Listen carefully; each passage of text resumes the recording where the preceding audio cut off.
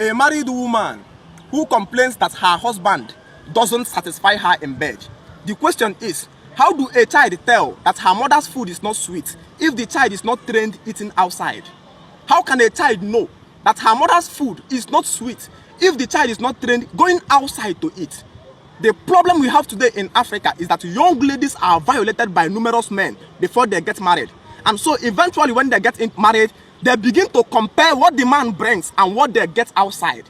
They begin to compare the strength and the size of what the man gives to what they receive outside. And now they begin to cry for insatisfaction.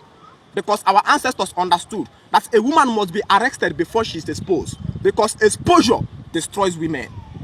The more she's exposed to men, the more it becomes difficult for that man, for that lady to stay under a man. So our ancestors says that fornication destroys a woman, not because of hellfire, but because a woman who has been exposed found it difficult to stay under a family, under a home. She will cry for insatisfaction because she has been exposed to a different size and a different weight and speed and energy. Our ancestors understood this principle and arrested young ladies at age 16, 17. She's already married. So when she comes into that family as a virgin, the first and the newest she takes becomes that of the man. So she doesn't even know what is satisfaction or what is not satisfaction. She felt saturated under whatever the man brings. As a virgin she is. Conception can never be difficult in that system. One time she already produced kids. That is why those days we have 3, 4 wives.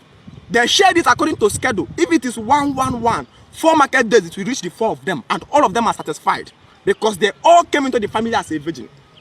So today the white man truncated that family system and allow a young lady to come to age 25, 26, 27 when that young lady must have met more than 10, 18 men. When you now bring the young lady inside your house, instead of accepting what you give, she now begin to judge you. For somebody to compare you means there was a past. They now begin to compare. He doesn't last, he doesn't remember. These things emanate from when somebody have truncated the way our family is built. So we call for restructuring. It's time again to arrest the hormones of young ladies when they are still fresh.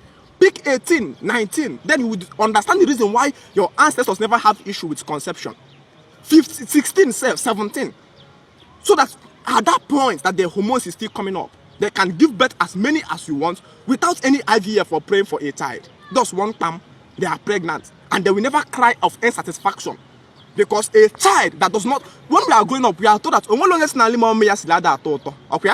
Nobody says his own mother's food is not sweet because you are not trained to go outside, eating outside anyhow. So whatever your child gives becomes necessary. The moment your woman begins to complain that you are not satisfying her, it means the woman has been overexposed before she comes into your compound. A man doesn't owe you satisfaction. What a man owes you is to give you a child. There is nothing on earth that satisfies a woman. If you like, kill yourself upon her. The best way to satisfy a woman is to make her pregnant. The best way to satisfy a woman is to make the woman pregnant. Simple and short. Because the greatest joy of a woman is her child. Give her a child and have peace of mind to plan as a family. Don't ever take the risk of going to satisfy a woman. Even if you die, she will not be satisfied. Because our ancestors understood the principle of avoiding problem. The white man came to solve problems. So today, a man is going to watch 10 movies, read 10 books on how to satisfy a woman, and the woman is still crying of insatisfaction because she was